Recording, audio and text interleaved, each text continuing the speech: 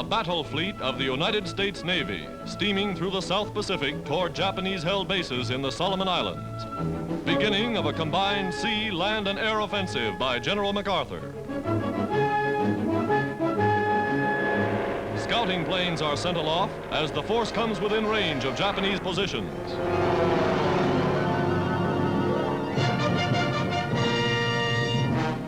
American warships clear decks for action. Gunners are at battle stations. Sunset is the signal for attack.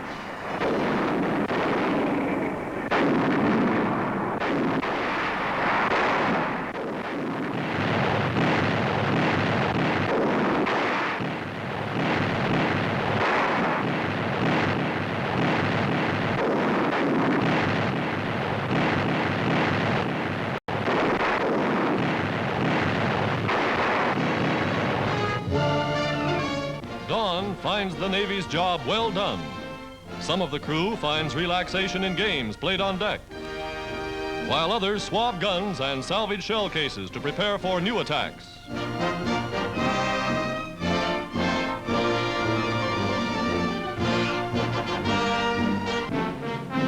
Here, on an island typical of those on which American forces are fighting, Marines land supplies, munitions, oil drums, to establish air bases for further blows upon the Japs.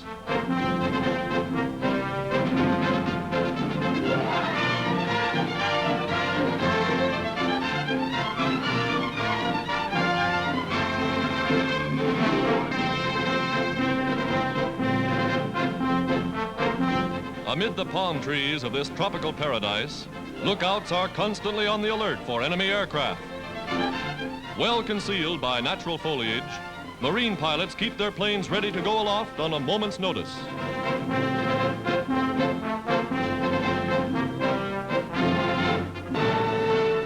Big guns command the beaches against attack from the sea. General MacArthur's combined forces are pushing northward in the South Pacific.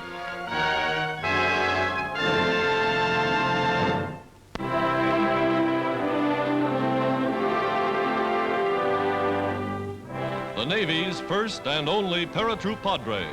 In camp, he serves at the altar. And when the Marines go aloft, the padre goes with his men. A lieutenant commander, he volunteered and has completed the rigorous air training course like any enlisted man.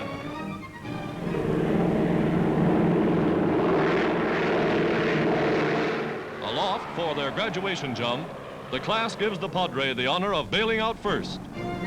Diving into space from only 500 feet up, the paratroopers rehearse tactics similar to those employed by United Nations forces in the invasion of Sicily. Now, the flying padre receives the silver wings of a full-fledged Marine paratrooper.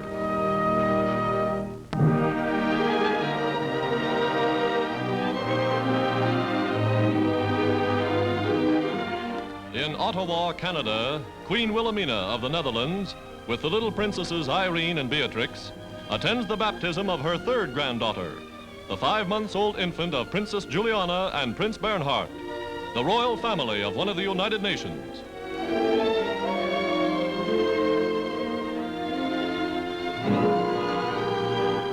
The chaplain of the Netherlands Merchant Marine performs the ceremony according to the ritual of the Netherlands Reformed Church.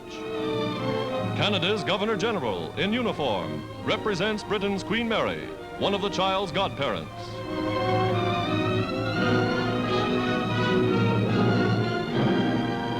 Held in the arms of her mother, the infant is the first Netherlands princess born in the Western Hemisphere. Now the father, Prince Bernhard, takes his part in the ceremony.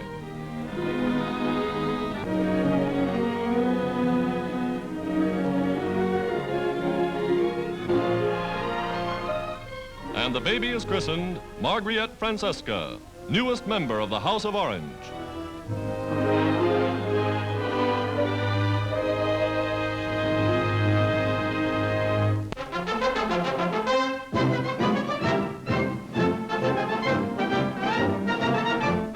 At a Canadian airport, a transatlantic glider, given the African name of Voodoo, is loaded to cross the Atlantic.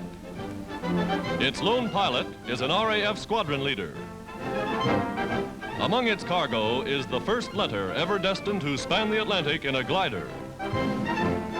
Carrying 1.5 tons of war material, including medical supplies and machine parts for aircraft factories in England, the Voodoo takes off towed by a twin-engine transport, the first transatlantic freight train of the skies.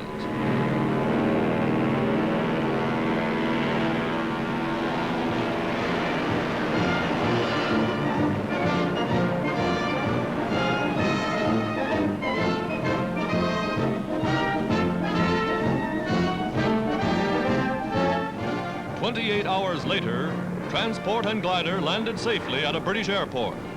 3,500 miles, forerunner of a regular service of air trains that may span the Atlantic in days to come.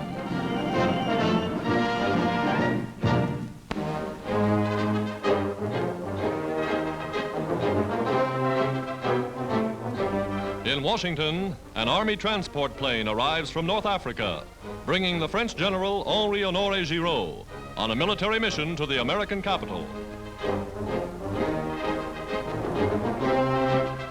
Admiral Leahy, once ambassador to France.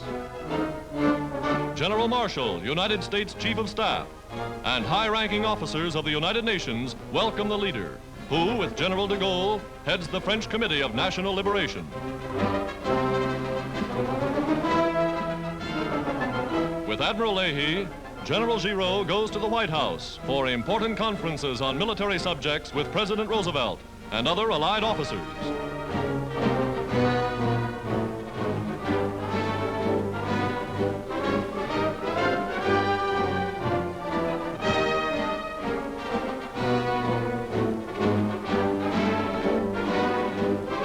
Here, General Giraud and President Roosevelt meet again. The first time since that now history-making conference at Casablanca. It's the General's first trip to America. Touring historic shrines, General Giraud visits Mount Vernon, where he places a wreath upon the tomb of George Washington, America's first president. The 5 stars of a full general salutes the father of American liberty.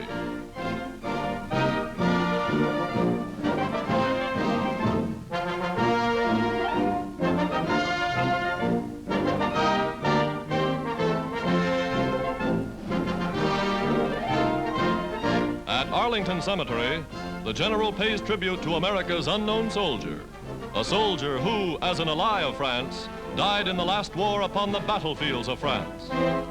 Today, General Giraud, as co-leader of 300,000 fighting men, pledges that his troops will fight side by side with the Allies for the liberation of Europe and to final victory in the Pacific.